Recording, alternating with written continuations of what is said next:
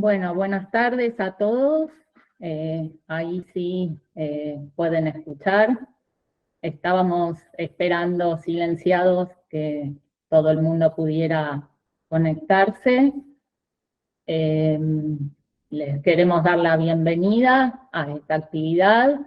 Eh, Mi nombre lo ven ahí, soy Gabriela Scataglini, soy la presidenta del Instituto de Filosofía del Derecho y Sociología Jurídica del Colegio de Abogados, de la abogacía, y hemos organizado esta actividad con invitados que seguidamente voy a presentar, con este tema que tanto nos interesa, nos atrae, como es el de la inteligencia artificial y sus repercusiones para quienes nos dedicamos a la abogacía, también a la filosofía, y para quienes todo este avance precipitado en algún sentido nos convoca y nos presenta un desafío. Así que esa es la idea. Eh, Vamos a tener primero la exposición de los doctores Tomás Balmaceda y Tobias Schleider, y después va a haber un espacio para preguntas, que las pueden hacer vía el chat y las vamos a ir transmitiendo. Permítanme entonces contarles que el doctor Tomás Balmaceda es doctor en filosofía de la Universidad de Buenos Aires, donde también es profesor, y también en la UCES, es investigador del CONICET, y el doctor Tobias Schleider es abogado, es doctor en Derecho también por la Universidad de Buenos Aires, es profesor e investigador de la Universidad de Mar del Plata y de la Universidad Nacional del Sur, y trabaja también en el Instituto Latinoamericano de Seguridad y Democracia. Antes de comenzar, permítanme también agradecer a todos los miembros del instituto, especialmente a nuestra secretaria Viviana Cousirat y también al vicepresidente Cristian Calegari, a quienes, bueno, agradezco por haber realizado las gestiones pertinentes también para la organización de este evento, y por supuesto también al colegio, quien nos asiste con las inscripciones, las conexiones y todo lo demás. Así que bueno, sin más preámbulos, aquí en el chat pueden ver algunas de las cuestiones relativas a la difusión y utilizarlo entonces para hacer las preguntas. Yo creo que paso a silenciarme y a dejarlos con los expertos, Tobías y Tomás, adelante. Muchísimas gracias, Gabriela. Estamos con Tobías muy contentos de poder compartir este espacio con ustedes. Vamos a estar hablando, como les dijo Gabriela, sobre un tema totalmente coyuntural, así que nos parecía interesante revertir un poco esta concepción de las clásicas conferencias para mostrarles algunos hechos reales que están sucediendo en estos días, cuál es la visión que tenemos con Tobías desde la filosofía, por qué nos parece interesante que el mundo del derecho, que los abogados también se asomen en esta larga y fructífera relación que tiene el derecho con la filosofía para abordar específicamente la inteligencia artificial, y luego, como se explica ahí en el chat, abrir el espacio para comentarios, para sugerencias, van a ser por escrito y van a ser al final de nuestro encuentro, pero confíen que va a haber mucho espacio para que podamos compartir y discutir esto que seguramente va a ser el inicio de una conversación mucho más amplia. Si tuviéramos que pensar en este ambiente, en este ámbito completamente coyuntural, como decíamos, algunos de los casos o algunos de los eventos a los que nos enfrentamos, nosotros elegimos 5 de absoluta actualidad. Por un lado, lo que sucedió en los Estados Unidos, en donde la información que surge de dispositivos como mi teléfono, mi reloj que tengo acá inteligente, empiezan a ser tenidos en cuenta en los juicios y a la hora de impartir justicia. Por ejemplo, una mujer denunció que había sido violada durante la noche. Todos estos casos los vamos a ver en detalle en un ratito, pero su causa fue desestimada por la información que el fiscal pudo obtener de su teléfono, de su reloj inteligente. Por otro lado, vemos que si hoy a una inteligencia artificial generativa, estas plataformas que permiten conocer o dar, por ejemplo, textos como ChatGPT o imágenes como Midjourney, se le pide, por ejemplo, la imagen de un sospechoso, se le pide a esta plataforma, mostrame la imagen de un sospechoso, fíjense la imagen que la computadora crea. Miren qué tipo de imagen crea la plataforma de inteligencia artificial, qué color de piel toma, qué rasgos toma, qué tipo de edad, qué género, algo que vamos a estar analizando también. En tercera instancia, otro hecho que es interesante es que empiezan a aparecer canciones cantadas por personas que jamás la cantaron. Empiezan a haber duplicaciones, manipulaciones de la voz de grandes cantantes que generan, sin su consentimiento, información nueva, música nueva, que empieza a ser muy popular. Entonces podemos escuchar, como quizás a veces lo hicieron, canciones de Páez, cantadas por Charly García, canciones de Charly García de la década del 90, cantada por la voz de Charly García de los 70, y todo eso sin autorización justamente de sus intérpretes originales, lo cual trae, parece, vamos a discutirlo, nuevas discusiones. Algo similar ocurre con aquellas inteligencias artificiales que se están utilizando para crear imágenes, pero en este caso imágenes pornográficas. Este mes en los Estados Unidos, específicamente en Nueva York, un grupo de chicas, de alumnas, que habían sido representadas por sus compañeros del secundario sin ropa, tomaron imágenes de ellas y las representaron sin ropa, se enfrentaron a la escuela porque la escuela no sabía cómo tratar el caso. La escuela no entendía qué tipo de delito había con estos compañeros, estos adolescentes que crearon imágenes realistas de sus compañeras sin ropa. Y por último, un caso que sucedió antes de la pandemia, pero cuyas derivas hacen que se vuelva muy actual, que tiene que ver con, bueno, qué es lo que sucede cuando aplicamos algoritmos de inteligencia artificial, específicamente en la identificación de rostros para la vigilancia. En este caso, una serie de detenciones que hubo en la ciudad de Buenos Aires, insisto, prepandemia, pero que generaron un cierto revuelo que al día de hoy está en la justicia, justamente vinculado con una persona que, por ejemplo, fue detenida por haber cometido un delito en Bahía Blanca, simplemente porque el sistema de reconocimiento facial así lo decía. Sin embargo, esa persona nunca había pisado la ciudad de Bahía Blanca. Estos son entonces elementos que con Tobías nos hacen pensar en este nuevo escenario, que es un escenario muy particular, ¿no es cierto? Así es un escenario particular, es un escenario novedoso. Buenas tardes a todos, es un gusto estar aquí. Gracias, Gabriela, y gracias al colegio por la invitación. Este es un escenario nuevo, pero vamos a ver que no es tan nuevo, que es nuevo para algunas cuestiones, que es nuevo respecto de algunas circunstancias, pero que si uno escarba en la superficie quizás encuentra viejos problemas revisitados, que la filosofía en general y la filosofía de la tecnología en particular nos ayudan a conocer mejor y, por lo tanto, a abordar con mayor provecho. Estamos hablando de un nuevo escenario en el sentido de que es muy difícil comparar lo que está sucediendo en los últimos años con el impacto de la tecnología, en particular de la tecnología vinculada con la inteligencia artificial y en los últimos años con la inteligencia artificial generativa, que es sorprendente en el sentido más literal de la palabra. Nos sorprende a quienes estamos trabajando día a día en esto, mucho más a las personas que se enfrentan como meros usuarios o como meros espectadores, que no se animan todavía a participar activamente sin darse cuenta que en realidad estas aplicaciones, estas instanciaciones de la tecnología y de la inteligencia artificial están permeando la vida cotidiana, aún sin que nosotros lo sepamos e incluso muchas veces sin que prestemos nuestro consentimiento. Como los avances son tan vertiginosos, algunos de ellos son imperceptibles en su primera impresión y en sus primeros momentos.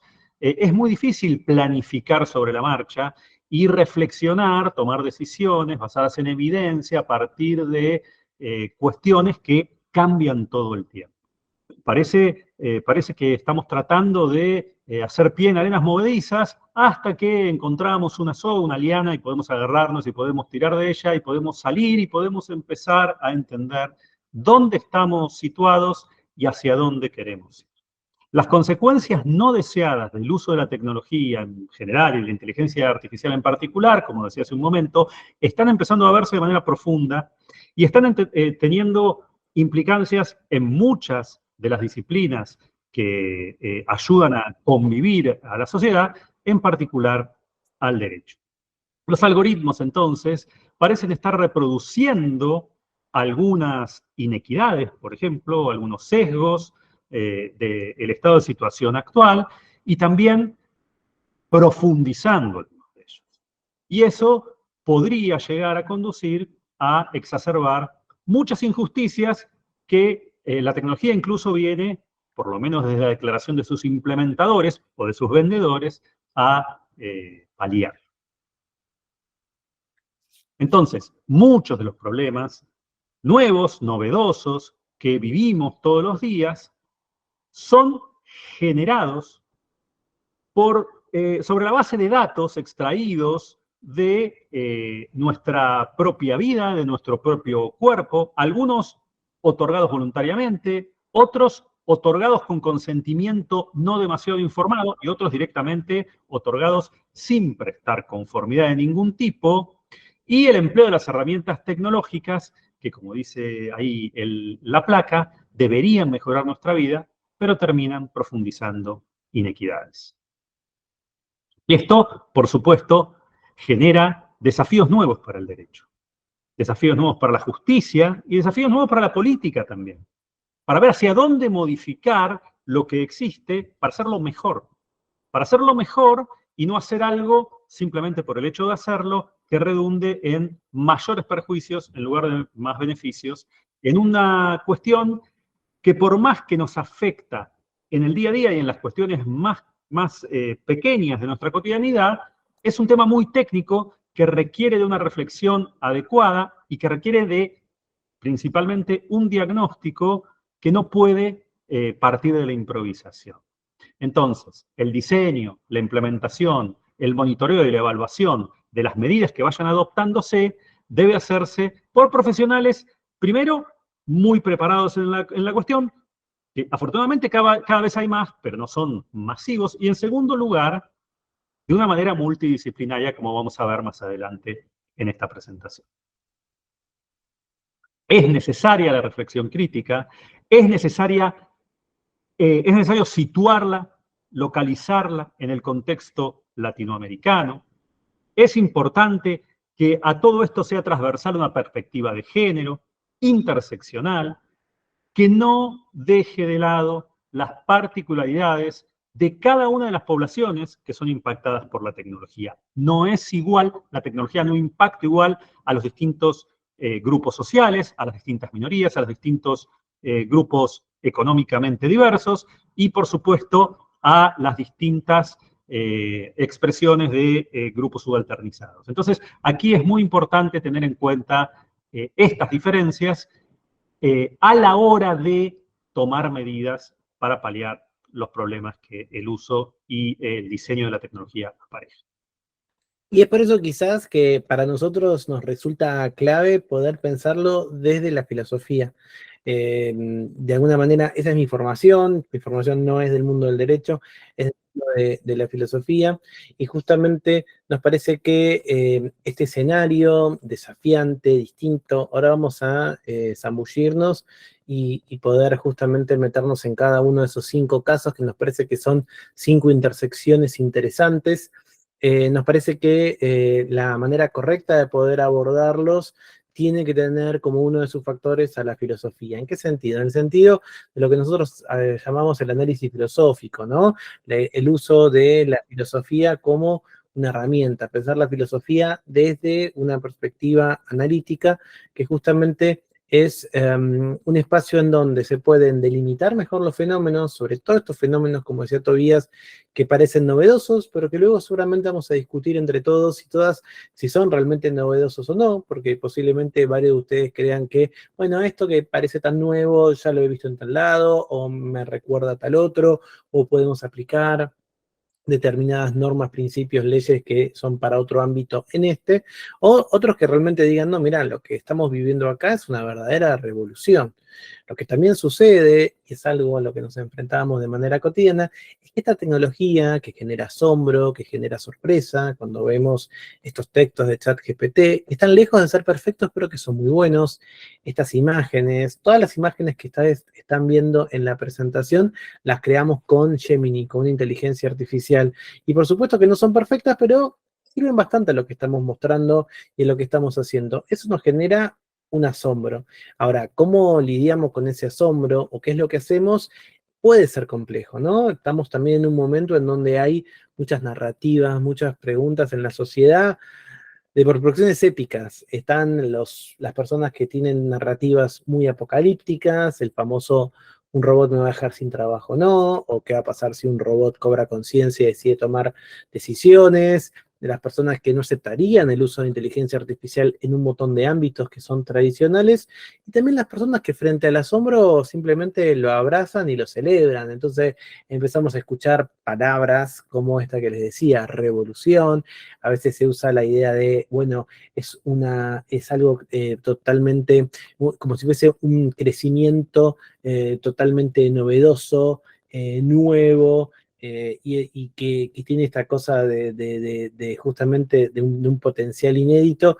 Y bueno, y también parece que el abrazar a la novedad por la novedad misma, bueno, no siempre es lo suficiente. Por eso nos parece que abordarlo del análisis filosófico es una buena idea, ¿no es cierto, Tobías? Esto es así, sin duda. Nosotros que trabajamos la filosofía de tecnología desde la perspectiva del análisis filosófico, como bien dijo Tomás, estamos convencidos de que sin un aporte de la filosofía en general, de la filosofía de la tecnología en particular y de la filosofía del derecho también, por supuesto, los análisis son menos ricos, los diagnósticos son peores y entonces las propuestas que se hagan para abordar estas problemáticas terminan siendo o sesgadas o insuficientes o con dificultades para su implementación más provechosa.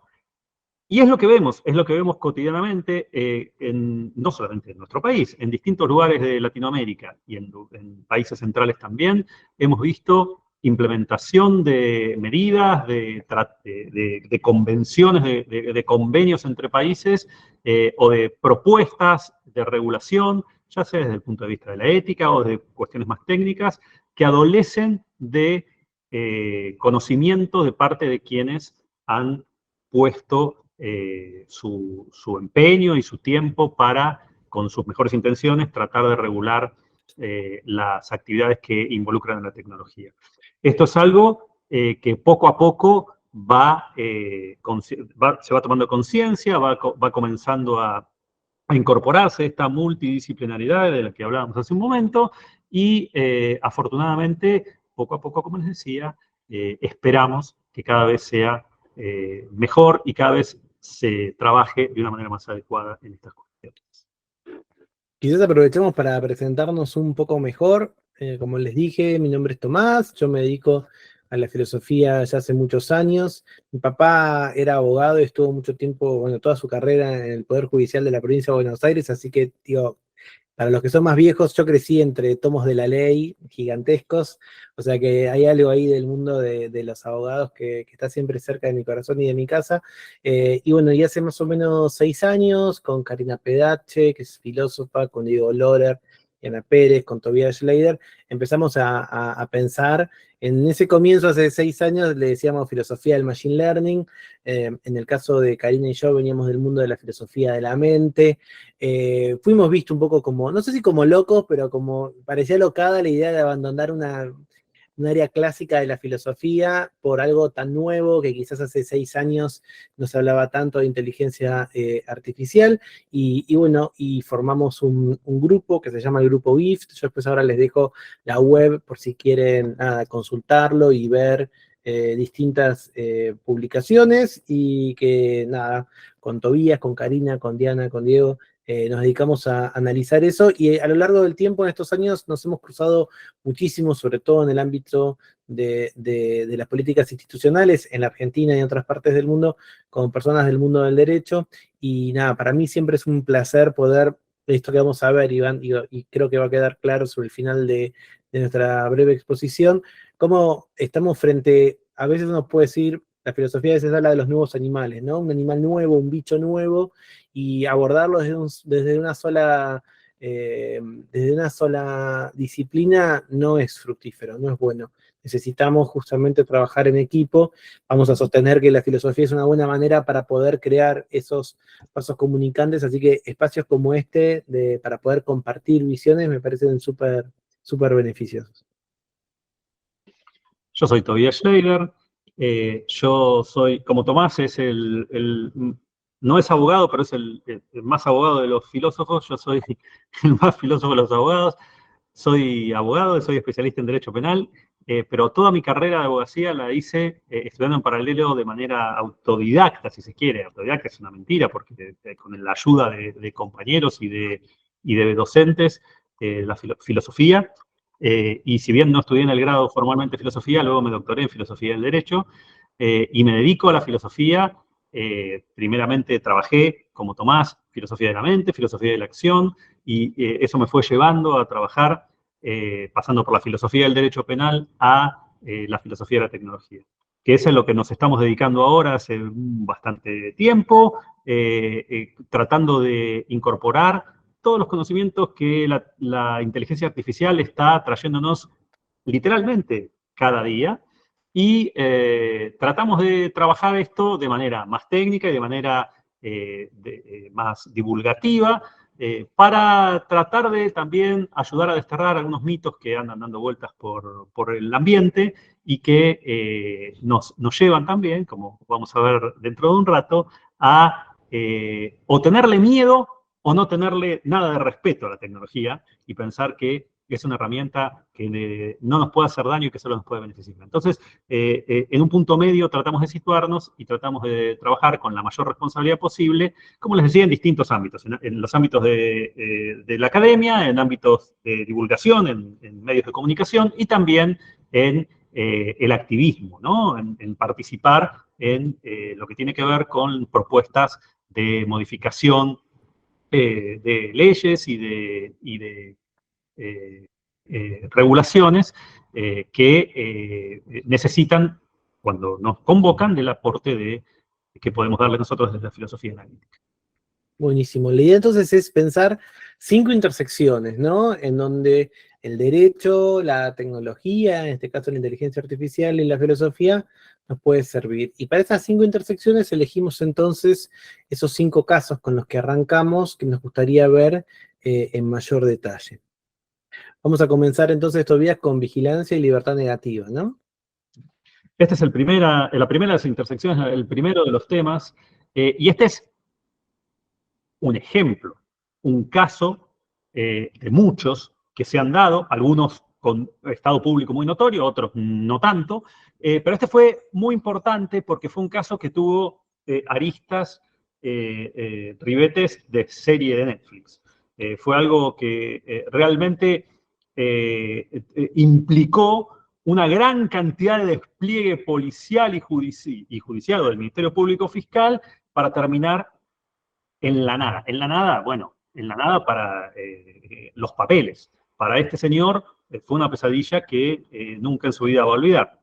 Esto sucedió cuando, en 2019, en el mes de agosto, un señor que iba caminando por la estación de Retiro en Buenos Aires, la estación de colectivos, un señor llamado Guillermo Ibarrola, que trabajaba como envasador de pollos crudos en una fábrica, fue detenido de manera intempestiva por la policía del lugar, y cuando preguntó por qué. Lo único que le alcanzaron a decir, luego de reducirlo y desposarlo, fue que era prófugo de la justicia por una causa de robo agravado que se había cometido en Bahía Blanca en el año 2016. Como adelantó más temprano Tomás, Guillermo nunca había pisado la ciudad de Bahía Blanca, mucho menos había cometido un robo calificado en la ciudad de Bahía Blanca, y por más que él lo gritó todo lo que pudo, estuvo 6 días demorado.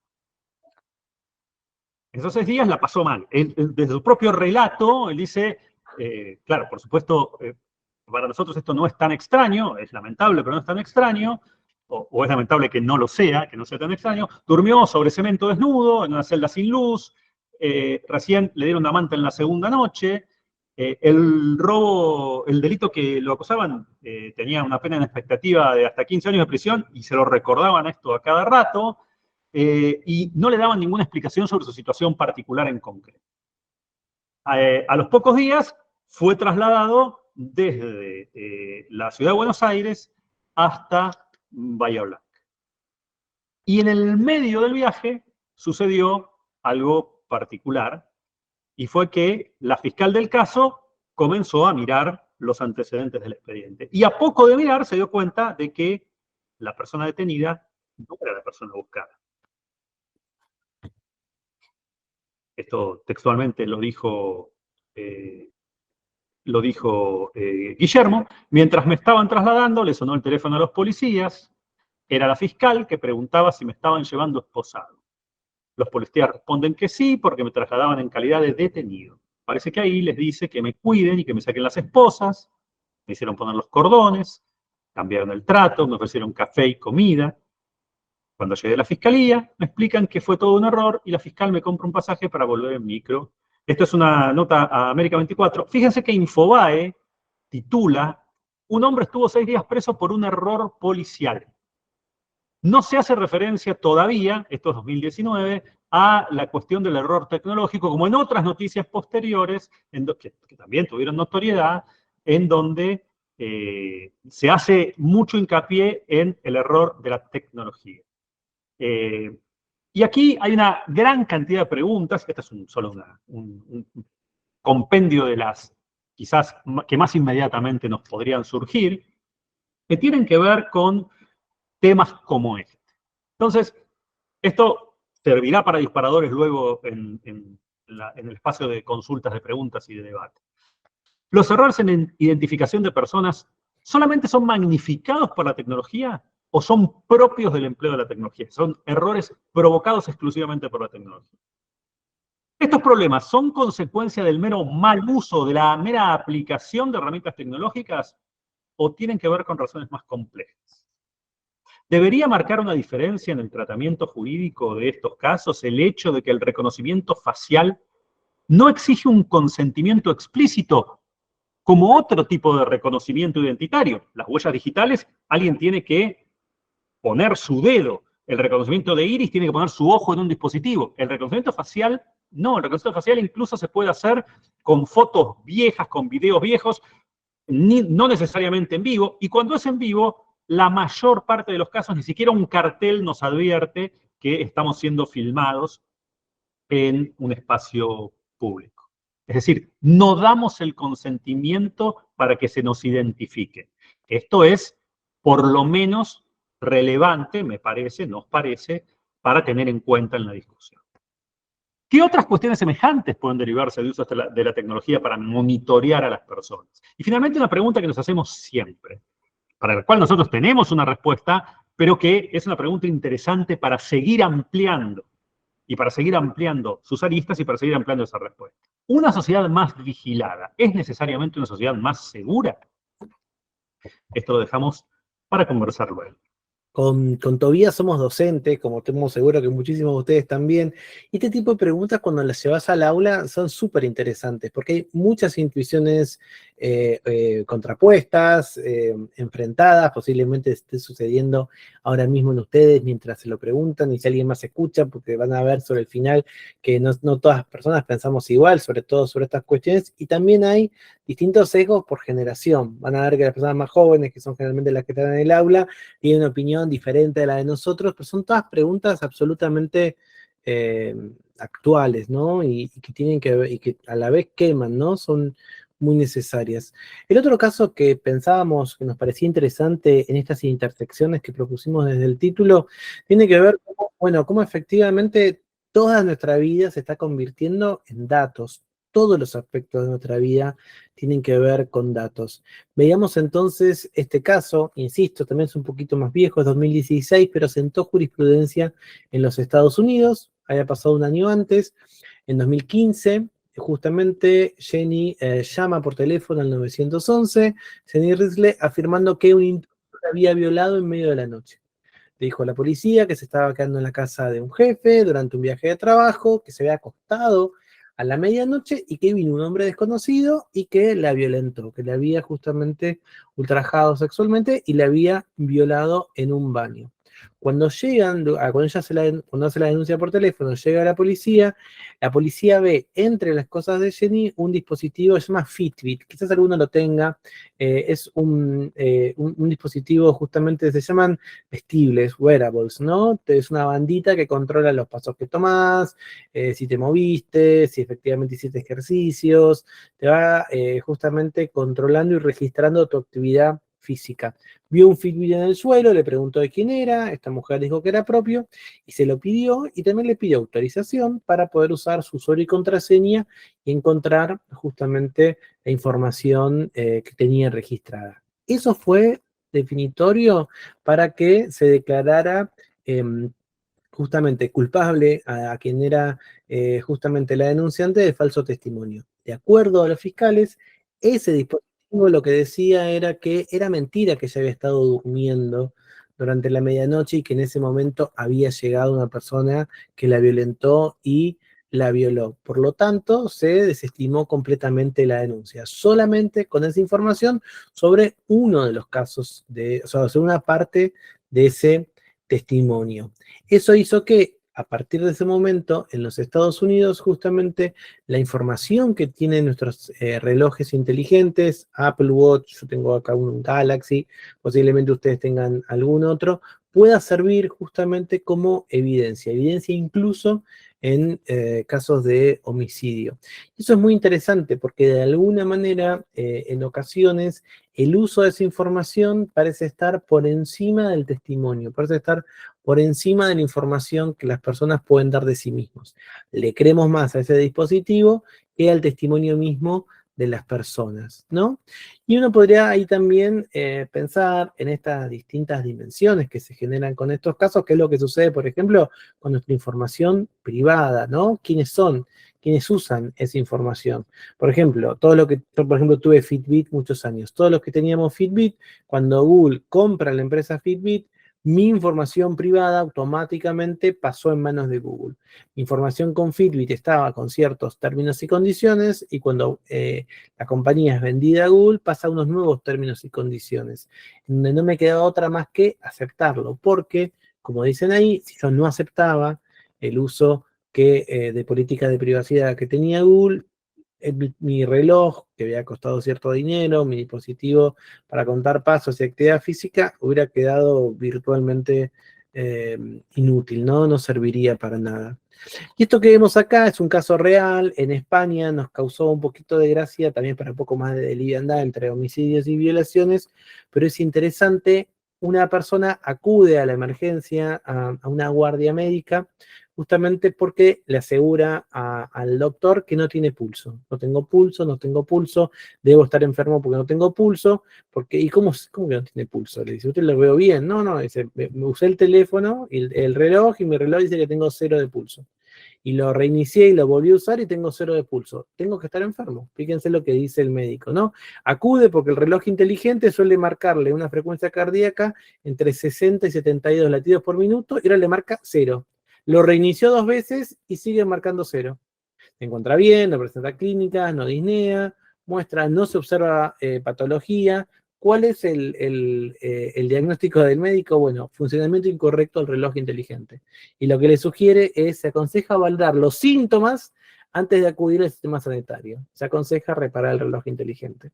Y uno debe decir, digamos, lo que somos de la década del 90, los que en la década del 90 estábamos grandes, se acordarán los famosos chistes de gallegos, los libros que se vendían. Esto parece un poco un chiste de gallegos, es porque sucedió en España, pero en el fondo nos habla que muchas veces la manera en la que nosotros, y esto es un tema bien filosófico, adjudicamos el autoconocimiento, la información que tenemos de nosotros, a veces en esta datificación de la vida, justamente le queremos más a los dispositivos. Y esa datificación es completa. Podemos pensar, por ejemplo, en los sistemas de reconocimiento, de recomendación, por ejemplo, de Netflix, de Spotify, ¿no? Que poco a poco nos van sugiriendo cosas en base a otras cosas que estuvimos viendo. Un sistema que también tiene que ver con cuáles son los sitios que estuvimos visitando, el espacio que estamos en este momento compartiendo. Ahí vi que una de las invitadas usa un dispositivo para transcribir, está en el chat nuestra conversación. Esa conversación, entonces, de golpe todo lo que estoy hablando se está transcribiendo, está quedando en una nube. Esa nube está por fuera del control de lo que yo puedo tener de mi información. Por supuesto, la imagen de mi rostro. Ahora con Tobías vamos a ver qué es lo que sucede también con la vigilancia, tal como pasó en el primer caso, pero enfocada con los sesgos. Entonces, de alguna manera, esa datificación de la vida genera un montón de circunstancias que hasta ahora no parecían sencillas para ver.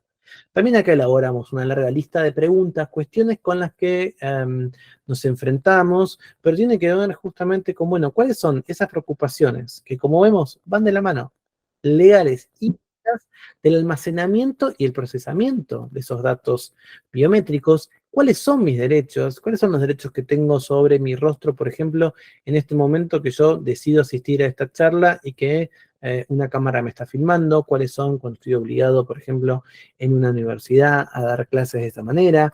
Uno podría pensar, bueno, ¿qué pasa con mi fuerza de trabajo, ¿no? Cuando doy una clase, esa clase es grabada y después luego es subida. Es distinto de cuando yo era chico y las clases siempre había en el centro de estudiantes que las grababa en un cassette de cinta y después te vendía en la desgrabación de la clase. Cambió, es distinto. ¿Cuáles son esos consentimientos? Tal como mencionó Tobías también en el caso anterior. Nosotros hacemos un artículo con Karina Pedache que se llama Bajo Observación, en donde en la revista de Ciencia, Sociedad y Tecnología, que ahí en la página del GIF lo van a ver, pero es interesante porque lo que hicimos es justamente crear cómo podemos crear una especie de historia de la vigilancia que no solamente que termina hoy en la tecnología de reconocimiento facial, como dijo Tobías, sin consentimiento, simplemente nos están filmando, simplemente nos están sacando fotos. Ahí Leandro en el chat dice, bueno,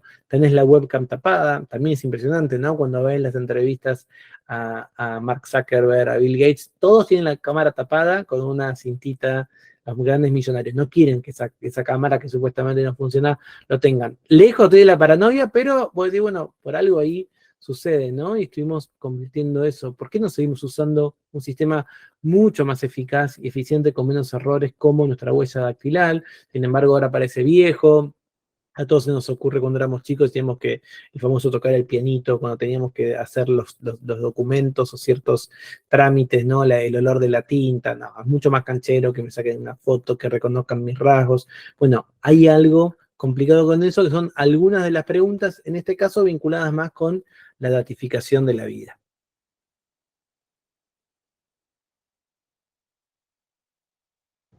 Perdón, no podía desmutearme. Y aquí tenemos otra cuestión, otro problema tecnológico que antes no teníamos.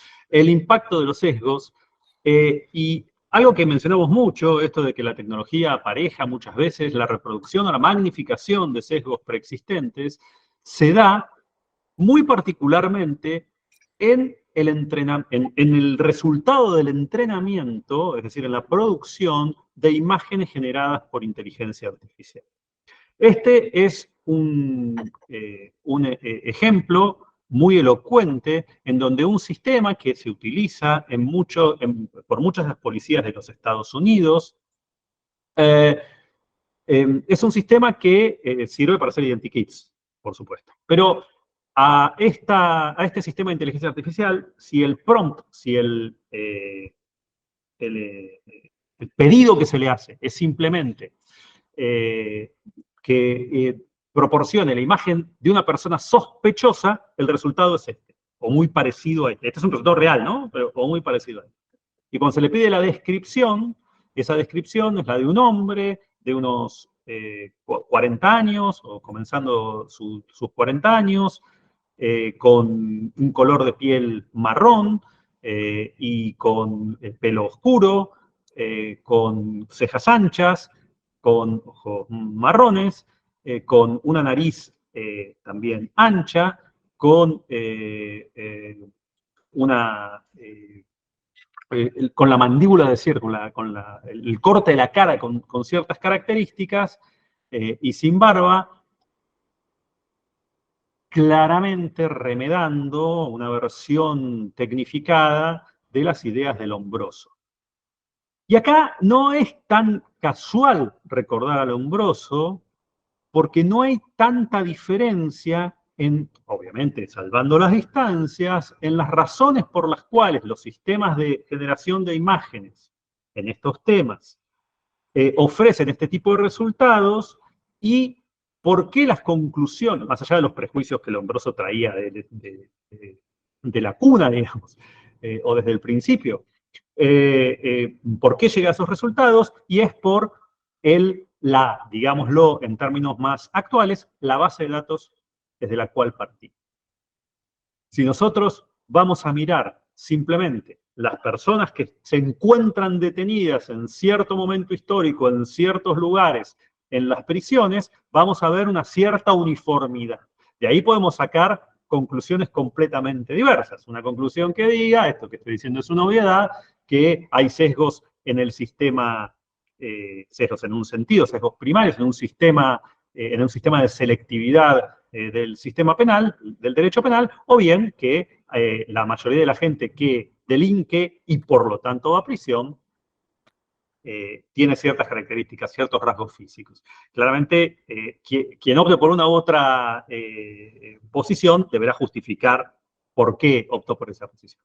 En los sistemas de generación de imágenes por inteligencia artificial, la situación es bastante parecida, aunque es tecnológica y la cantidad de imágenes es mucho mayor. El entrenamiento que se le da a estos sistemas muchas veces tiene que ver con los conocidos antiguamente como mugshots, las fotos, esas fotos que vemos en las películas de frente y perfil que se saca a las personas que han cometido un delito o que han sido identificadas como imputadas de un delito y que son fotografiadas por la policía. Las bases de datos policiales alimentan este tipo de bases de datos y eso es lo que provoca una conclusión sesgada. Pero la conclusión sesgada está motivada por el diseño del sistema y el entrenamiento que se hace de ese sistema. Esto lo vamos a ver reiterado en muchos casos, no solamente en el caso de personas sospechadas de cometer delitos o sospechosos para el sistema, sino en otras cuestiones que tienen que ver con selectividad en muchos ámbitos. Y ahora vamos a ver otro caso inverso, si se quiere, en donde al sistema Shutterstock, que es un sistema de fotos, de fotos genéricas que se compran. Antes eran fotos para las que se contrataba a un modelo o a una serie de modelos y se sacaban fotos y esas fotos se vendían, se licenciaban y las empresas o las agencias de publicidad las compraban porque salía más barato que contratar a un modelo específico y para ilustrar o los periódicos para ilustrar alguna nota, ahora la generan por inteligencia artificial. Y aquí se le pide a este sistema, debemos aclarar que esto está siendo trabajado por la gente de Shutterstock por los problemas que le ha generado en un primer momento, se le pide un retrato de un CEO, de un CEO, y las imágenes que ofrece estas son simplemente 4. Vamos a ver que 3 son blancos, uno solo es una persona de color, que tienen ciertos rasgos característicos y que distan bastante de los rasgos de aquella persona sospechosa. Y también acá nos dicen, claramente, no hay mujeres. Esto es así. Y esto también es muy importante, la cuestión de género es muy importante en los sesgos de la inteligencia artificial, pero también es cierto que tiene que ver esto con el entrenamiento. Y aquí hay una derivación de esto, si se quiere, una combinación del problema que hablamos al principio, el problema del reconocimiento facial y los sesgos en identificación de personas. En Brasil, el 90%, más del 90% de las personas detenidas por reconocimiento facial el año pasado fueron de tez negra. La población negra, que se autopercibe negra, que se considera negra en Brasil, llega apenas al 10% en los cálculos más amplios, al 7,6% en los censos oficiales. Y el 90% de las personas detenidas a partir del reconocimiento facial son de tez negra. Esto es muy significativo. Aquí hay también una serie de preguntas, y esto tiene que ver con los sesgos en los datos utilizados para entrenar algoritmos que afectan a la equidad y la imparcialidad de los resultados, y qué desafíos jurídicos, legales y de responsabilidad en general están asociados con el uso de algoritmos sesgados en contextos críticos, como la atención médica o como la seguridad pública, ¿no? La mayoría de los casos médicos tienen que ver con hombres. La mayoría de las historias que se presentan, de los protocolos y las historias que se presentan en los congresos médicos son de pacientes hombres. El acceso a la medicina de las mujeres es reciente en la historia de la humanidad, digamos, ¿no? Y eso significa que hay menos información sobre las mujeres que sobre los hombres, incluso en cuestiones que afectan más a las mujeres que a los hombres. En médicas me estoy refiriendo. En seguridad pública, en seguridad ciudadana, esto es notorio también. La pregunta de si es posible eliminar los sesgos o hay que gestionar esos sesgos, y el papel que deberían desempeñar los distintos gobiernos, los distintos reguladores, en la identificación de los sesgos y en la mitigación de estos sesgos. Y finalmente, ¿cuál es la relación entre estos sesgos y la perpetuación de las injusticias sociales y estructurales de las que venimos hablando? Muy bien. Nuestro cuarto, entrecruzamiento que nos parecía interesante en estas intersecciones era, bueno, ¿qué es lo que sucede? Por un lado, con los derechos de autor y de otro lado, en un sentido más amplio, con la creatividad. Les mencionaba al comienzo sobre una canción que unió a Drake y a The Weeknd. Son quizás los dos cantantes canadienses más importantes de estos últimos años. Hace exactamente un año atrás, en abril del año pasado, apareció una canción que se llamaba Heart on My Sleeve, que era de ellos dos estaban cantando, se volvió popular, durante 2 días estuvo muy arriba en Spotify y en YouTube, pero justamente con un problema. Ni Drake ni The Weeknd había justamente participado en esa grabación. Había habido un productor que manipuló bases con sus voces, tomó voces de otras canciones, entrenó un algoritmo de inteligencia artificial y los puso a cantar. Insisto, el resultado era una canción muy buena y que era muy, muy exitosa. En menos de 48 horas, el sello de ambos, Universal Music, decidió borrarla de todas las plataformas de streaming bajo la idea de la infracción de derechos de autor. El que estaba detrás de eso es un productor que no se conoce, insisto, esa canción es muy buena y otras canciones que estuvo mostrando son muy buenas, quizás sea un productor muy conocido, quizás alguien que algunos de nosotros conozcamos, no lo sabemos. Ghostwriter, justamente, escritor fantasma, lo que dijo es que no había ningún problema ni legal ni ético con sus canciones, porque él las veía como fanfiction. ¿Qué es la fanfiction? Esas creaciones que hacen las personas y son grandes comunidades en internet. Hay una red social, Wattpad, donde hay muchos, donde han salido de hecho grandes negocios. Son personas que escriben sobre personajes reales, historias que no sucedieron. No sé, ¿qué pasaría con Harry Potter si, no sé, le viene 30.000 pesos de luz porque vive en Argentina? ¿Qué sucedería con, no sé, Ulises si dobla mal y tarda más en llegar en la Odisea? Digamos, son distintas opciones. Ghostwriter dice, esto es lo mismo. Nadie debería preocuparse porque alguien haga una fanfiction de qué pasaría si Capitán América nace en Sudamérica. Yo hice lo mismo. Inventé una canción pensando en qué pasaría si Drake y The Weeknd se juntasen. Bueno, obviamente no cayó nada bien, pero hay una tendencia en la industria a tomarlo de una manera distinta. Los que somos noventosos recordaremos a comienzos del 2000 la pelea de Metallica y Napster, la banda de metal que justamente de Hard Rock, que estuvo en contra de ese reproductor ilegal de música, que finalmente terminó ganando un poco la partida, porque hoy las plataformas digitales se parecen bastante a Napster, y acá parece que la industria está tomando otro camino. ¿Por qué? Porque esa canción, Heart in My Sleep, fue propuesta como una posible candidata a ganar un Grammy. La composición, no la canción con las voces manipuladas, porque eventualmente Ghostwriter es un ser humano, entonces eso fue interesante. Y luego hay personas que decidieron tomar otros caminos. Por ejemplo, Grimes, que es una gran cantante, un poco alternativa, pero si les gusta un poco el pop alternativo, se las recomiendo, quizás la conozcan. Tal vez la conozcan más porque fue la mujer de Elon Musk, del de X y el de Tesla durante muchos años, y dos de sus hijos, esos hijos que tienen nombre de fórmula matemática, son hijos con ella. Tiene una plataforma gratuita en donde se llama Grimes AI, donde ahora, si ustedes quieren, cuando terminemos de acá, podemos justamente crear una canción con la voz de ella.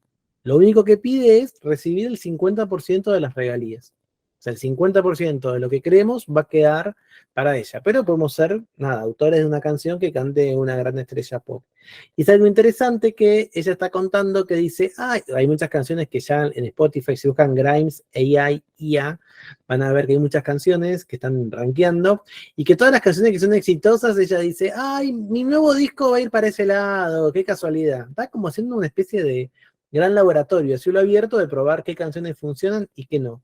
Dos visiones distintas, Drake y Weeknd, no autorizar para nada ese uso de manipulación, ella que lo está haciendo de una manera tratando de utilizarlo como abordaje no solamente heurístico, sino también económico. Y algo interesante, insisto, para los que recordamos la discusión Metallica-Napster, el CEO de Warner Music, lo que dijo fue justamente en una reunión con accionistas, es donde vos tenés que decir la verdad, no puedes decir nada publicitariamente complejo porque es las personas que están invirtiendo en vos. Él dijo, con el marco adecuado, obviamente esa es la clave de todo, la inteligencia artificial podría permitir a los fans devolverle a sus ídolos el mayor cumplido a través de un nuevo nivel de contenido impulsado por el usuario, incluyendo nuevas versiones y mashups. Entonces hay personas que piensan que esto podría ser hasta elogioso. Si yo tomo tu voz, la manipulo y saco un tema nuevo, bueno, es un gran cumplido, diría, ¿no? Y obviamente lo que dijo el CEO de Warner, King, es añadió que los artistas deberían tener la opción de poder participar. Hay algunos a los que les gusta y otros que no. Y eso obviamente también nos genera muchas preguntas. Las preguntas que quizás, como decíamos en la plaquita, tienen en principio o en una primera capa más que ver tradicionalmente con el derecho de autor, pero que poco a poco empiezan a generar preguntas más profundas, preguntas acerca de la creatividad, preguntas acerca de la calidad de la música, preguntas acerca de la homogeneización de nuestros consumos culturales. ¿Qué pasa cuando cada vez más haya inteligencias artificiales que generen, por ejemplo, guiones? Hoy podríamos darle los 7 u 8 tomos, no me acuerdo cuántos son, de Harry Potter para que nos escriba un noveno. Eso no está tan alejado. Ahora, no parece tener el mismo carácter artístico que si eventualmente la autora escribiera un nuevo capítulo, pero tal vez le gustaría más a los fans, que ya lo saben, ¿no? ¿Qué es lo que sucede, obviamente, con el mundo del empleo? ¿Qué es lo que pasa con los músicos? Distintas preguntas que nos van surgiendo. Y tenemos todavía un caso más, ¿no es cierto? Así es, Tomás. La pregunta sobre si estas situaciones van a generar una reacción, especialmente del derecho penal, del sistema jurídico, pero especialmente del derecho penal, o no, o una reacción, me refiero a la creación de nuevas figuras penales, o bien si se van a encuadrar en figuras viejas. Cuando empezamos a trabajar, yo trabajo lo que antes se llamaba derecho informático desde hace muchos años, la gran discusión era si la tecnología, la informática en esa época, generaba nuevos delitos o se cometían viejos delitos con nuevas técnicas, con nuevos medios. Esto dio lugar a diversas clasificaciones y hoy es casi un lugar común hablar de delitos propios, delitos informáticos propios y delitos informáticos de contribución, digamos, ¿no? La tecnología contribuye, pero no genera específicamente la situación, no provoca la posibilidad de cometer un delito, digamos.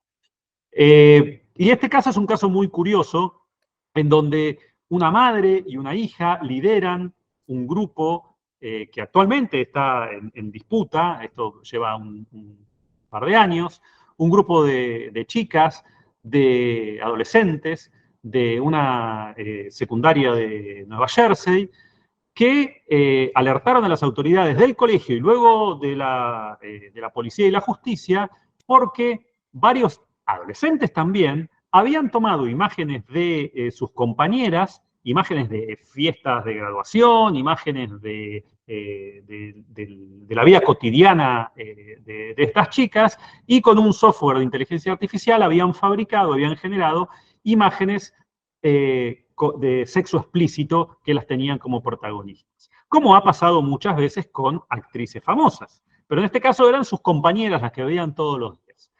Esta práctica fue una práctica que no pasó solamente en Nueva Jersey, sino que pasó en varios estados de los Estados Unidos y en otros países también.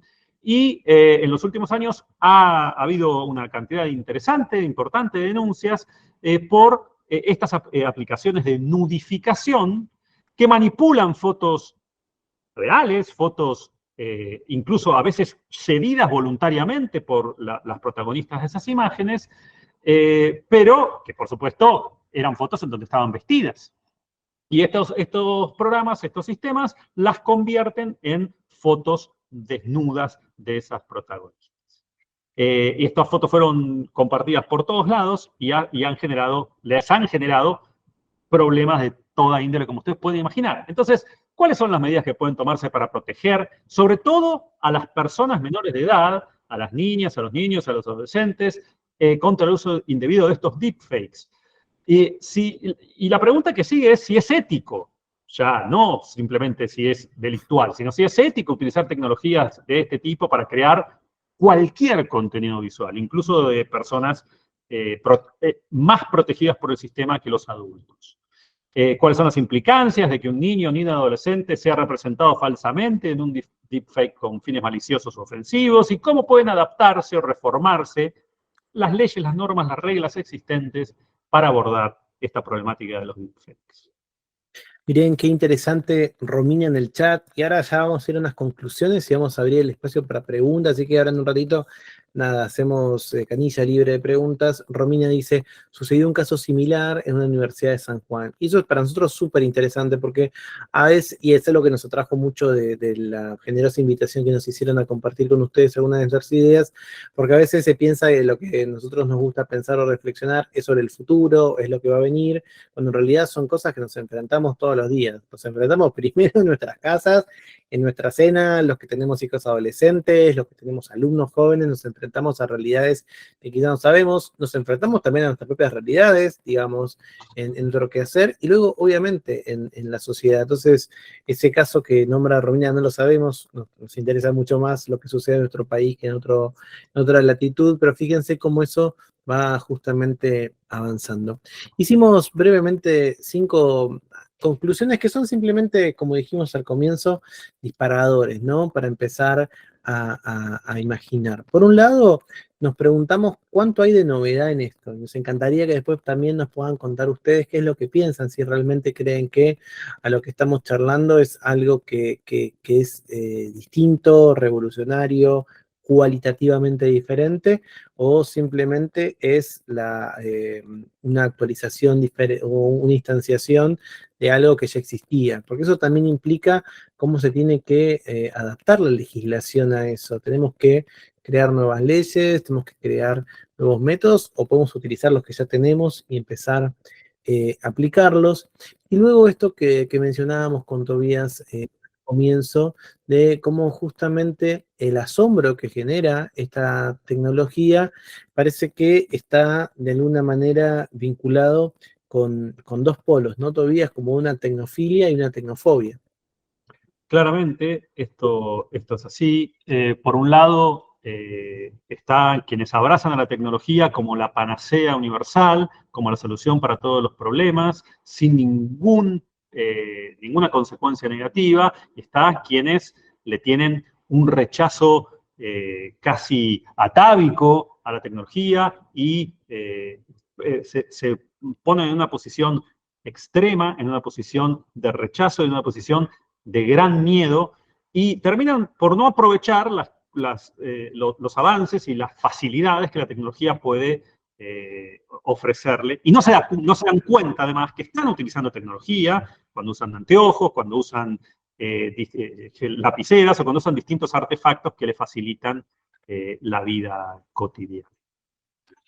Luego, para nosotros es muy importante entender que la tecnología no se entiende en el vacío. Cuando a veces vemos esas notas que surgen cada tanto, bueno, así veía el año 2024, se veía en el siglo XIX, o estas son las predicciones que hicieron en los 50 para el año 2000, y son autos que vuelan, y son como, no sé, hace poco leí una que era muy buena que decía que la jornada laboral iba a durar 1 hora y media. No estoy tan en desacuerdo que eso suceda, pero estamos muy lejos aparentemente de hacerlo. Bueno, ¿con qué nos enfrentamos cuando vemos esas, podríamos decir, predicciones fallidas? Bueno, básicamente porque en general se tiene en cuenta solo la tecnología, y es muy importante, y nos encantaría que sea una de las ideas que quede de este encuentro, como siempre tenemos que pensar la tecnología a la luz de la sociedad, porque hay una imbricación clave, ¿no?, entre sociedad y tecnología.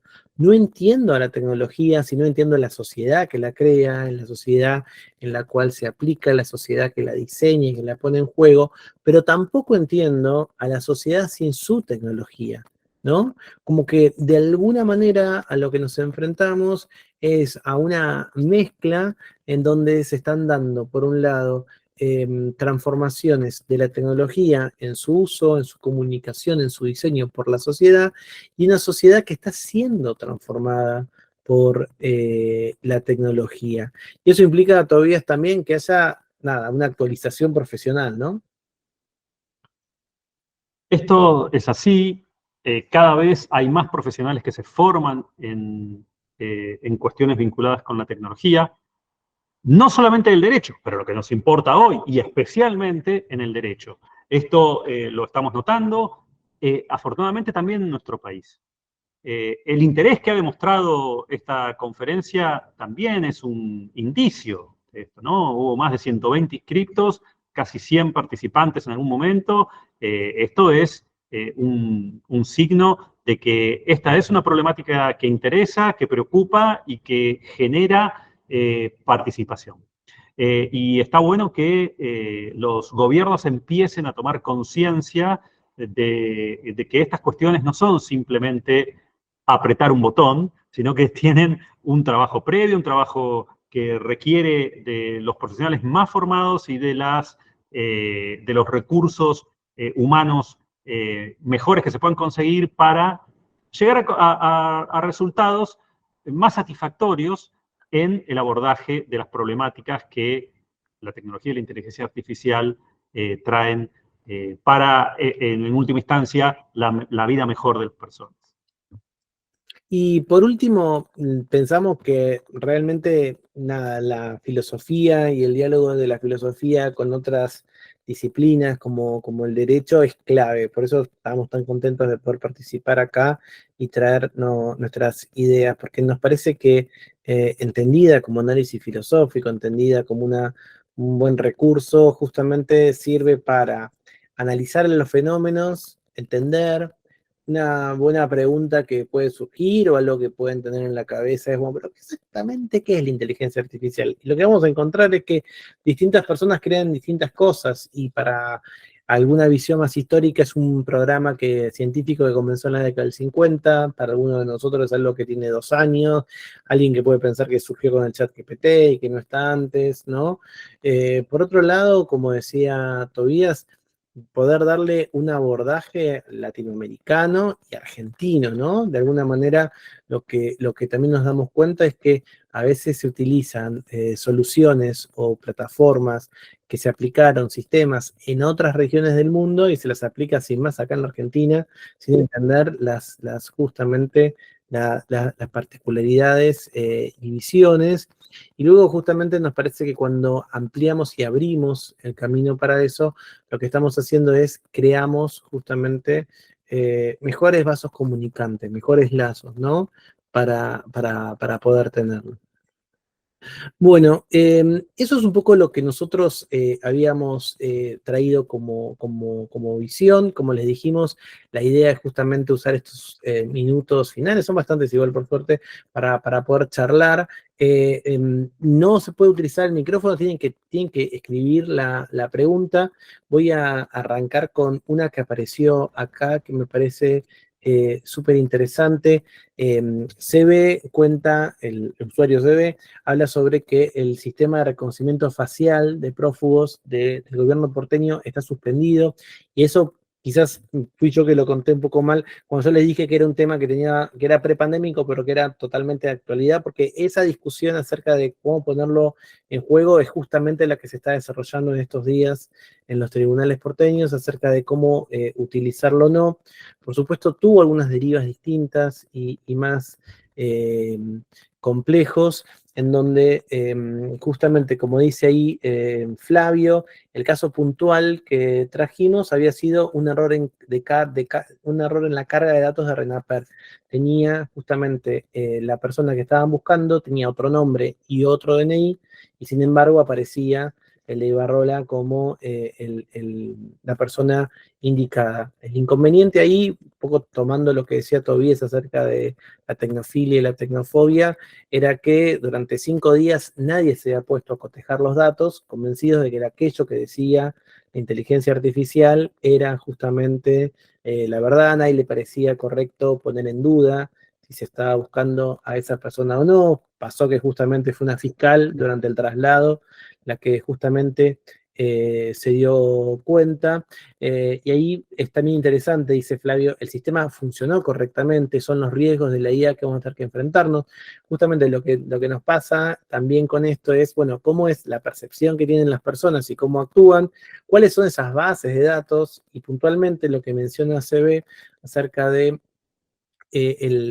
la cautelar que la tiene en suspensión, es porque este sistema, como indica su nombre, el reconocimiento facial de prófugos, es solamente para identificar personas que tengan pedido de captura, y sin embargo se había comprobado que se estuvo buscando a Elisa Carrió y a Cristina Fernández de Kirchner, y a 17.000 personas más. Nombro las más importantes y nombro, para evitar cualquier problema, ambos lados de la grieta, para decir que entonces también este tipo de poder de vigilancia fue utilizado para buscar a 2 personas públicas.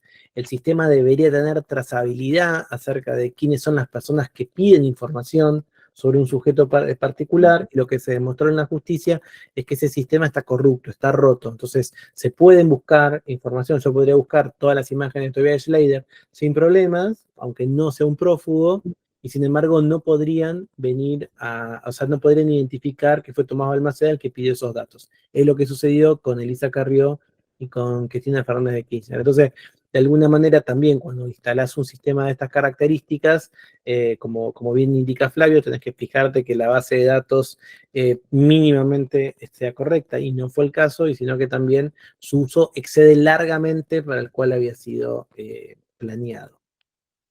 Si querés, leo... Bueno, permiso. Antes de proseguir, quiero agradecerles por la exposición tan generosa, amena, y por la predisposición a participar tan amigablemente de este encuentro. Vamos a tratar de hacerlo ameno el tema de que no se pueden hacer las preguntas por micrófono, entonces las tienen que ir escribiendo en el chat. Creo que me había levantado la mano Carla.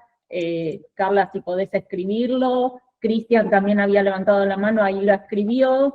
Y yo por ahí me sumo un poco a la de Cristian, que nos dice desde la perspectiva ética cómo se debería regular la aplicación de la inteligencia artificial, cómo se debería regular, y si además no consideran que es un dispositivo de poder. Yo me sumo a eso en este sentido. Estamos de acuerdo con que la inteligencia artificial reproduce sesgos que consideramos no del todo aceptables. Pero, ¿quién va a entrenar, tomando el término de Tobías, quién va a entrenar a la inteligencia artificial para que produzca o reproduzca otros sesgos, y por qué esos otros, o quién va a determinar quiénes son los sesgos correctos a ser reproducidos por la inteligencia artificial y no los que espontáneamente reproduce. Quizás no es una pregunta cuya respuesta se encuentre en la inteligencia artificial, sino en otro campo. Pero bueno, me sumaba un poco, pero vamos primero con la de Cristian. Hay una cuestión que es fundamental, me parece, y es que, esta es una frase que hemos repetido hasta el cansancio, la tecnología no puede solucionar por sí sola los problemas que la tecnología genera.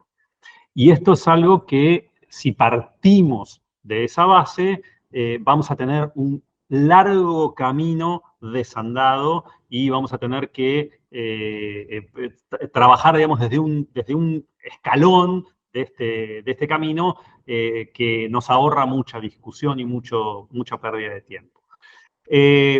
Las cuestiones éticas, por supuesto, que son discutibles y que el hecho de no considerarlas discutibles es quizás uno de los principales problemas para su tratamiento, para tratarlas de manera interesante y provechosa. Pero en todo lo que tiene que ver con el entrenamiento de los sistemas de inteligencia artificial generativa, lo que nosotros hemos visto en los distintos casos que hemos analizado fue, aquí hay un problema y tratamos de encontrar cuál era el origen de ese problema. En general, el origen del problema tenía que ver en el momento del diseño, en el momento de entrenamiento de los sistemas. Y en general, el origen de ese problema era bastante simple de ubicar. Luego habría que ver cómo se soluciona ese problema, ¿no? Es decir, hacia dónde propondríamos, cómo propondríamos reentrenar ese sistema para que las conclusiones o las consecuencias sean menos gravosas respecto de los sesgos. Pero esta es una discusión aparte. Si no tenemos claro lo anterior, esto no funciona. Es notorio el caso, los invitamos a leer, lo hemos tratado en muchos trabajos, el caso de la supuesta predicción de embarazos adolescentes en Salta, en donde, haciendo entrevistas a los, estoy citando textualmente, los jefes de familia, en donde había adolescentes, niñas y adolescentes salteñas, el gobierno de la provincia, asociado con una fundación y con la Iglesia Católica, y con una empresa muy, muy importante de software, por supuesto, pretendía predecir, según los dichos del gobernador de aquel momento, varios años de anticipación, qué niñas iban a resultar embarazadas, como si el embarazo fuese un acto que no tuviera responsables. En ningún momento se hizo referencia a la responsabilidad de los hombres que, en caso de que una niña quedara embarazada, por la edad de las niñas con las que se estaba trabajando, probablemente se tratara de un caso de violación. Nunca jamás se habló de ese tema, y vimos que en el diseño y en la puesta en marcha de esos sistemas, por ejemplo, no hubo ninguna mujer, ni una. En la gran cantidad de funcionarios y de técnicos que trabajaron, no hubo ninguna mujer. Digo, esto es significativo. No digo que sea la respuesta para todos los problemas, pero es significativo. Este tipo de cosas sucede muchas veces. Sucede muchas veces con las personas de distintas razas en los Estados Unidos, por ejemplo, en donde los sistemas más primitivos eran diseñados por hombres blancos de cierta edad y dejaban fuera a una gran cantidad de representación de la población. Entonces, estas cosas suceden todo el tiempo. Ahora, hacia dónde ir ya es una discusión distinta. Pero saber dónde estamos parados es importante, ¿no? Y trabajar, como decíamos hoy, sobre la base de evidencias es, me parece, lo más importante, lo más claro. Y que esto no sea simplemente un significante vacío, ¿no? Que signifique algo esto. Que no sea decir algo para quedar como un consultor bien pensante, sino tratar de trabajar realmente con buenas prácticas, es decir, con prácticas que han sido evaluadas, que han sido monitoreadas, que han sido evaluadas y cuyas evaluaciones han sido lo suficientemente buenas como para reproducirlas e insistir sobre esas prácticas. Y descartar las que no pasen. Por ahí el mensaje que nos manda Martín, que dice, no es precisamente demasiado humano que los sistemas de inteligencia artificial generativa repliquen nuestros sesgos. ¿Es realista pretender que sean asépticos respecto de la sociedad en que funcionan? Y nos cuenta, dice, recientemente hubo casos que en los que se replican sesgos de hipercorrección. Por ejemplo, se pidió imágenes de papas, ¿no?, la jerarquía eclesiástica, y la inteligencia artificial presentaba imágenes de papas mujeres. Claro, hay alguien que entrena para eliminar sesgos negativos desde cierto lugar también. Esto parece ser. Obvio, lo tomo yo eso, Gabriela, es claramente lo que sucede ahí es que efectivamente estos dispositivos de inteligencia artificial, en su hechura, son muy buenos para repetir lo que ya conocen, son malos para cambiar algo nuevo. Entonces, es obvio que los sesgos que tiene la sociedad, como muy bien dice, ¿quién era que le había dicho? Lo vi también, pero hay muchas preguntas, por suerte. Bueno, que lo que habían dicho es interesante que repite justamente esos sesgos. Ahí podemos pensar en dos posiciones, son las posiciones personales, entiendo que de Tobías, pero seguro son mías, pero creo que Tobías también, pero son posiciones que pueden ser contestadas o contrastadas con otras. Por un lado, que los sesgos no son eliminables. Yo, cada vez que veo dispositivos o personas o fórmulas que piensan en eliminar sesgos, hay que escaparles, porque el sesgo es algo humano, es un rasgo que tiene nuestra humanidad. Entonces, eso por un lado, sí se habla en ciertos casos de mitigar ese sesgo, es decir, traer otro tipo de información. Por ejemplo, en el caso de el reconocimiento facial de la ciudad de San Pablo, ¿por qué mencionábamos, como decía todavía, que aunque la población, como mucho, es del 13% o de cerca del 10% de personas de tez negras, el 90% de los sospechosos identificados son de tez negras? Bueno, porque fueron entrenados por una base de datos sesgadas. La mayor base de datos de rostros con las que contamos es la base del ejército norteamericano, que divulgó y puso a disposición para cualquier persona de manera gratuita decenas de miles de rostros, ¿no?, en calidad fotográfica muy alta a lo largo del tiempo. La mayor parte de esas personas son hombres y la mayor parte de esas personas son hombres blancos, son parte del ejército. Entonces genera muchos errores con respecto a otro tipo de colores de piel. Entonces, por un lado, no es posible eliminar los sesgos, se pueden mitigar. Uno podría pensar distintas estrategias, yo les digo algunas, no sé cuál es la correcta, pero o por lo menos está en duda. Uno podría pensar incluir más sesgos, como decíamos todavía, es incluir más diversidad en esos equipos. Eso por un lado es interesante. Y luego, obviamente, en todas estas decisiones hay que agarrar este animal que estamos construyendo juntos por las astas, y eso involucra, entre comillas, ensuciarse las manos, es decir, involucrarse con los propios valores. Hay algo que a muchas personas se encuentran tranquilizador de la tecnología, y es pensar que es valorativamente neutra, esa idea de que es ni buena ni mala según cómo se use. Y la verdad es que eso no es así, ya hay en su mismo diseño sesgos. Lo que pasa es que, bueno, cuando tenemos que meter las propias identificaciones es más difícil, y en ocasiones también se ven cruzadas por las discusiones contemporáneas, eso que decíamos acerca de, bueno, una inteligencia artificial que le pedís papas y te genera papas mujeres. Bueno, uno puede pensar justamente, bueno, el error de cómo fue diseñado, cómo fue entrenada, pero también uno podría decir, ¿y por qué no hay papas mujeres? Bueno, otra discusión, digamos, social, histórica, para poder tener.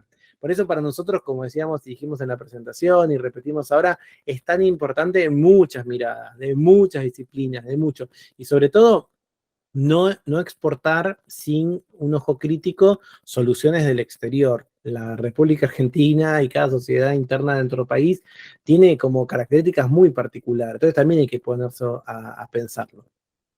Sobre eso, Tomás, acá Gustavo nos habla de los lineamientos éticos sobre inteligencia artificial de la UNESCO, que a ver si nos pueden decir algo sobre eso. Sí, sumo algo antes sobre eso, si querés pues, Sí, contestar todavía. Sí, mira, hay una declaración súper interesante a la que Tobias y yo adherimos y creo que sigue abierto por si alguien se siente cómodo y quiere adherir, que se llama la Declaración de Montevideo. Se firmó el año pasado. Y la Declaración de Montevideo fue justamente especialistas del Río de la Plata y de otros países, justamente pensando en cómo aplicar esos principios éticos similares a los de la UNESCO, pero más vinculados con el sur, digamos, con nuestra región, en el mundo específicamente en América Latina. Obviamente siempre la clave ahí es entender cómo tiene que haber un humano en ese circuito. Eso a veces se lo llama human in the loop, que siempre haya seres humanos que estén tomando esas decisiones. Estos dispositivos nos pueden dar la idea de que toman decisiones por sí solos, lo cual no es cierto, simplemente respetan o responden a algoritmos o a fórmulas. Pero es cierto que si yo digo que esa respuesta sea la respuesta final, la que me da una máquina, no solamente pierdo mucha riqueza, sino que es muy peligroso por los egos y por cualquier error que pueda haber. Es importante siempre entender estos sistemas como herramientas para que alguien más pueda tomar esa decisión, para que pueda tomarlo en consideración. Acá traigo un debate clásico de la filosofía que para todos los que están acá es muy caro y es cercano, que son las famosas fantasías del juez robot, ¿no? A lo largo del tiempo, muchas veces te dijeron, bueno, agarro un código civil o penal, se lo doy a una computadora, le digo las 2 o 3 características de un supuesto crimen y que el juez robot me diga cuál es la sentencia. Una y otra vez en las últimas décadas, con menor o mayor tecnología, fue siempre un proyecto de un fracaso. ¿Por qué? Porque ustedes lo saben muy bien, yo lo sé por mi viejo y por otras cosas que he leído. Bueno, lo que hace la justicia no es aplicar un set de reglas sobre un caso particular, pero está esa fantasía, la fantasía de que se pueden automatizar cosas en donde la presencia humana es un valor y es una presencia que no va a cambiar. El problema es qué peso le vamos a dar a esas herramientas. Bueno, nos queda poquito tiempo.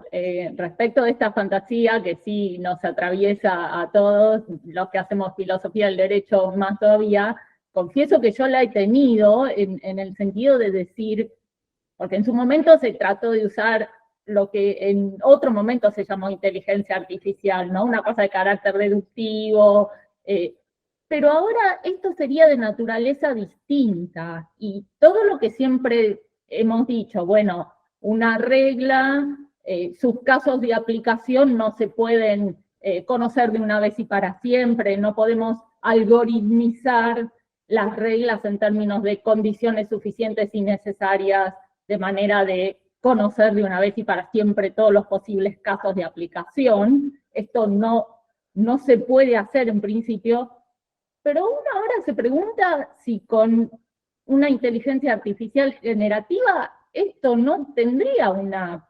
posibilidad, en un sentido positivo quizás, ¿no? De dar un poco más de objetividad, pero todo esto que decimos, bueno, no podemos imaginar todos los casos posibles de aplicación de una regla, cuando se legisla, cuando se interpretan y aplican reglas.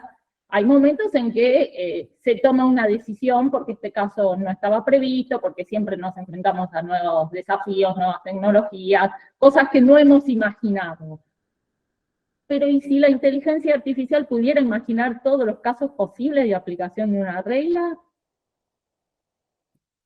En los años 80, Ricardo Guibur, cuando ya era camarista laboral, creo que conocen o han oído hablar, por lo menos nosotros conocemos mucho, pero que han oído hablar de Pachi Guibur, hizo un intento, un experimento de resolución de algunos casos simples de indemnización en materia laboral con el uso de computadoras, en algo que no era exactamente inteligencia artificial, pero que era una automatización de la toma de decisiones. Y claro, eso funcionó para los casos simples. Los casos que cualquier empleado de un juzgado o de la Cámara podía resolver sin pensar, con una plantilla. En esa época ni siquiera había computadoras en todos los juzgados, tenían fotocopias en donde completaban los datos de la gente, una especie de formulario prellenado. Esto, en la actualidad, por supuesto que se puede hacer también. Pero ¿en qué casos y para qué, en qué cantidad y para qué tipo de casos? Hay, como vos sabés, una gran discusión acerca de esta distinción ya tradicional en el derecho, en la teoría general del derecho, entre casos fáciles y casos difíciles. Parece que en los casos fáciles, en los que los jueces humanos simplemente aplican una regla sin demasiado trabajo y sin demasiado esfuerzo, una máquina lo podría hacer mucho más rápido. Pero en los casos complejos, en los casos en donde hace falta una discusión, una reflexión y una toma de decisión, es decir, una generación de una regla que probablemente sea un compendio, una síntesis de otra cantidad de reglas, o directamente una regla creada, los sistemas de inteligencia artificial por lo menos no pueden hacerlo mejor que los humanos. Y esto me parece que es un dato para tener. Bueno, nos quedan muy pocos minutos. Quizás hacia ahí va mi pregunta, ¿no? Si la inteligencia artificial podría aún imaginar o resolver casos difíciles, pero queda en el suspenso, quizás no. Para la próxima conferencia, vamos a Para la próxima conferencia, tal cual, ya que hemos tenido tanta concurrencia y participación, quiero agradecer a todos y a todas quienes se han conectado. La verdad, me parece que ha sido súper interesante. Nuevamente agradecer a Tomás y a Tobías por su amenidad en introducirnos en estos temas que a nosotros no son tan ajenos. Y bueno, ojalá haya futuras conferencias y actividades que traten de acercar un poco estas discusiones académicas a ámbitos en los que por ahí no se accede tan fácilmente y que me parece que siempre suman esta mezcla de ámbitos. Así que, bueno, no sé si esto se corta directamente o en algún momento se finaliza la reunión, aquí nos dirá la gente del colegio, pero simplemente estos últimos minutos para agradecer a participantes y expositores, invitarlos a futuras actividades del Instituto de Filosofía del Derecho, que vamos a tratar de que sean tan interesantes como ha sido esta. Así que, bueno, nuevamente agradecer a todos, al colegio.